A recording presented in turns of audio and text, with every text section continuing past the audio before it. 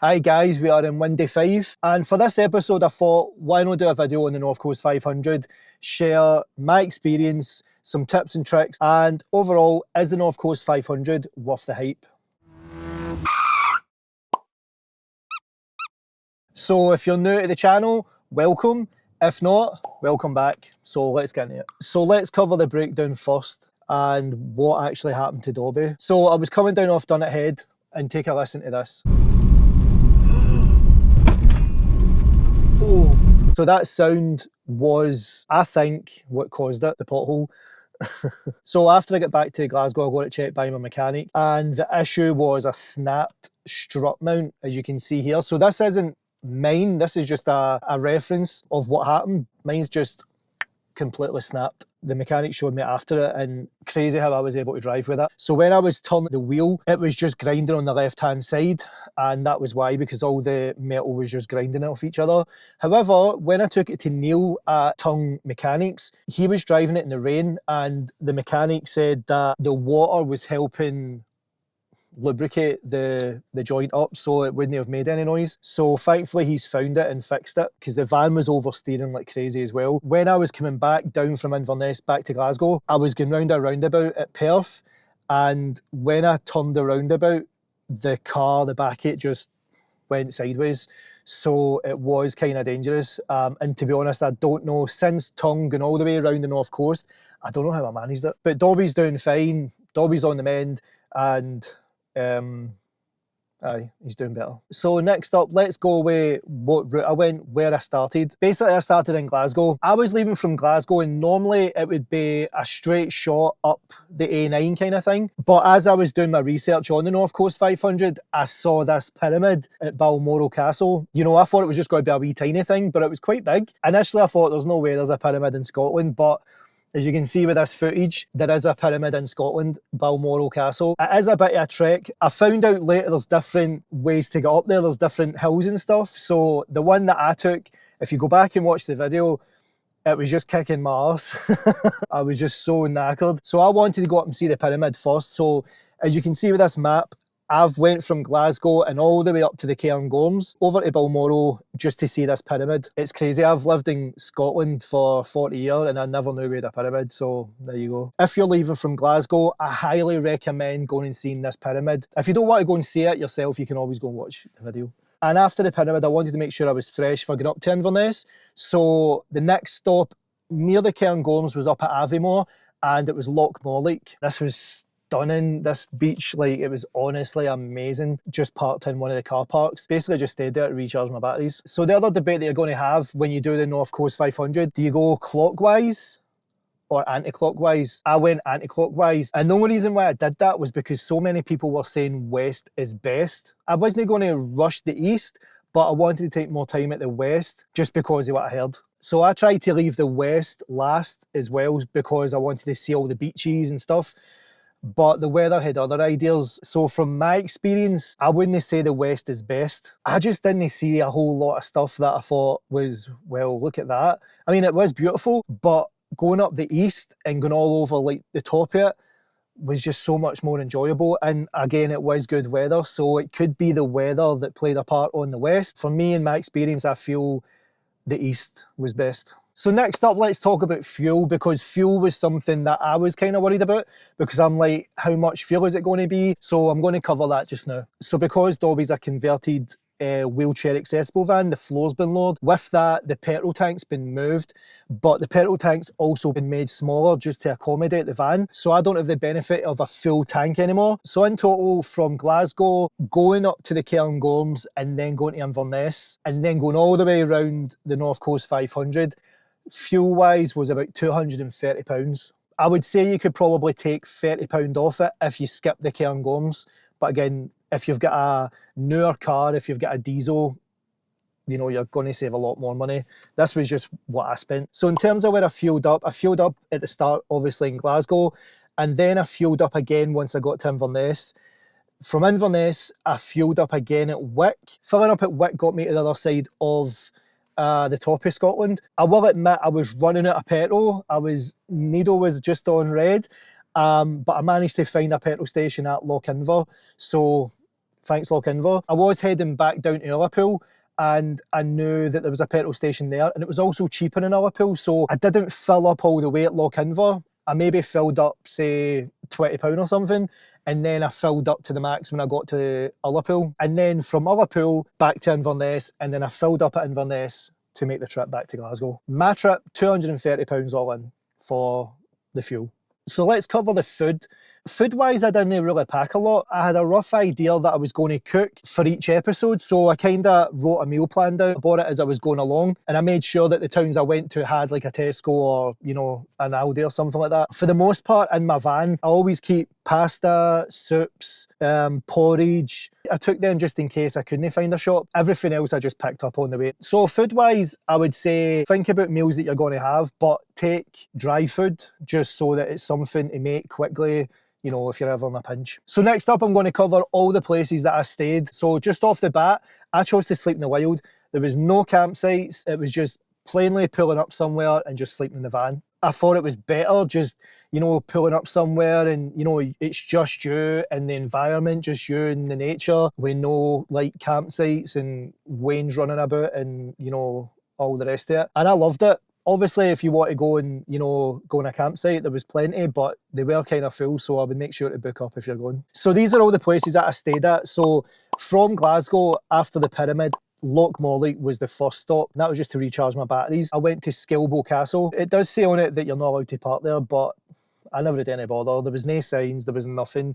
Just be respectful of any of the places that you go and you're fine. The next place after that was Dunnet Head, then was Loch Craggy, which is a bit off the North Coast 500 route, but the isolation was just amazing. If you just want to get away from everything and away from everybody, that place was beautiful. Then the next one was Kilescu Bridge. Again, another beautiful place, another iconic place. Then it was on to Stackpillet. Stackpillet, which was off the route again, but so worth it just for the views of the big mountain. The next place I stayed was Lochmaree. Stunning, amazing, beautiful place. From Lochmaree went over to Shieldaig. Just at the Shieldaig toilets, there's a wee car park and you can park in there. I would say that Shieldaig was the only one that I paid for. I didn't have to pay, but the guy that runs it is a guy called John from Glasgow, and he's got a caravan next to the toilets, and he basically goes and tidies the toilets, cleans them, blah blah blah. He asks for a donation of £5, but it's really whatever you can afford. And see, if I'm being honest, I tried a lot of toilets, even in Tesco's and stuff. John's toilets were the cleanest on the trip, hands down. So I didn't mind giving him a fiver for that because they were immaculate. So Shieldaig toilets, if you're busting. Next up, I did plan to camp on Applecross Pass, but I was done in and I was knackered, and I says, let's just get to Inverness and finish the North Coast 500. But we'll talk about why in a second. So those are the places that I stayed at. So if you've any questions where they are on Park for Night and stuff, drop me a message and I'll let you know. So here are some of the things that I checked out that I think are worth visiting.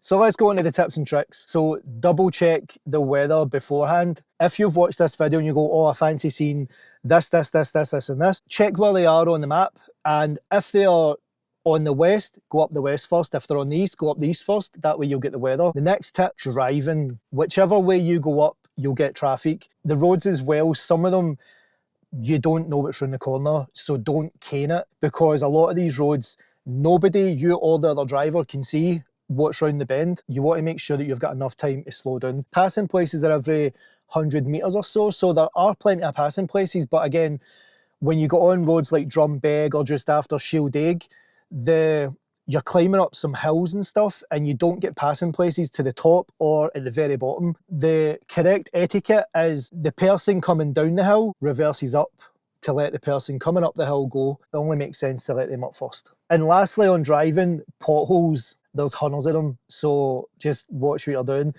What I did after I hit that pothole was I stayed away from the left-hand side of the road more, and it seemed to work better for me. Don't compromise your car just for somebody else. If they want to veer over onto the, like the bit of grass at the side, that's fine. But don't instinctively do the same, because what I found is there's loads of ditches, and if you go in that, you're not getting out. You might go out with a 4x4, but you're not getting out with a van, a car, or anything like that. I would stay away from the sides of the road as much as possible for potholes and for ditches. So let's talk about campsites and off-grid. If you're going to do the campsites, book early. Some people book a year in advance just for certain campsites. I know Durness is always busy, so booking ahead will ensure that you always get your space. Some of them don't have any shops, so make sure that if you need a shop, it's got a shop near it. Some of them had spas outside them, and some of them had like wee shops inside it. So it's always good to check, just so that, if you're going to be there and you don't have any food and you don't have any stuff, there's a shop for you there. For off-grid, there's loads of apps to use. But for me, I just used Park4Night. I found no hassle, no problems trying to find anywhere. There was tons of places. One of the biggest off-grid tips I can give you, plan ahead. If you were going to go to the Stack Palais place that I went, these places are really remote, so make sure you've got a lot of food for the amount of days you're going to be there, and water, because you don't want to realise that you've no food, water, whatever, and then you need to leave, because the high chance is you're going to come back and your spot's going to be gone. So think ahead if you're going to do it. So also breakdowns as well. It's just good practice to have cover, whether it's AA or RAC with your insurance company, whatever. It's a peace of mind that if anything goes wrong, you're covered. The only person that's going to come and help you is Neil. If you break down, AA and RAC will phone Neil to come and get you. But if you phone Neil directly and say to him, I'm here, blah, blah, blah, blah, blah, he'll come out quicker and help you. And his prices are reasonable as hell, get you back on the road. So what I'm going to do is I'm going to leave his number and his name and the name of the garage here, just so you can note it down if you're going to go and do the North Coast 500, or even if you're up that way. From me speaking to all the locals on my trip, getting into shops, everybody knows Neil. Neil covers everybody's MOTs, he fixes all their cars, so it's a good number to have on the trip. And one of the major tips I want to say is slow down and enjoy it. It's easy to get caught up in everything you want to see, that you don't take it in. Because you're always driving, because you're always on the road, you burn out. And that's kind of what happened to me a wee bit by the end. Now, bearing in mind I was recording everything, I was, getting cameras, mics, everything else, drone shots. I've never done a trip that long, filmed everything and tried to take it on as well. So sensory overload was slow down and enjoy it. There's a lot of driving, there's a lot of walking, so my advice would be plan for a day to see things and then take a day off. I would say that's the biggest tip. And lastly, another big tip, the locals. Don't believe all the myths that the locals hate tourists, because they don't. If you're leaving bags of rubbish outside, if you're blocking passing places just to go out and take pictures when there's a full road of cars behind you, basically disrespecting a lot of people. There's ways to see it without blocking people, or because a lot of these people on these roads are going to work. It's not just all tourists. From what I've experienced and when I've spoke to people, everybody's been friendly as hell. Everybody's been brilliant. So much so that John at Shieldaig, who runs the toilet and cleans it, on my day off I went and had a beer with him. So, and we were catching up about Glasgow and him moving to Shieldaig and all that stuff, showing me his drone footage. So I spent a couple of hours with John having a few beers. So guys, if you went on to enjoy this video and you feel you got some benefit of it, and you feel something helped you and it's made you more confident about doing the North Coast 500 yourself, why not drop the video a wee like? And if you haven't already, why not get subscribed and hit that bell notification so you're always notified when I drop a new video. So lastly, what's my final thoughts? I loved it. I've actually got withdrawals because I want to go back. I'm talking to a few subscribers on my channel and they're telling me that they're just doing it and I'm jealous. Like, I want to go back up something awful. It's just such a beautiful place. There's so many places I wish that I spent more time in. You know, you learn these as you come back. So guys, thanks again for tuning in and watching, and RobnDob will see you in the next one. Peace.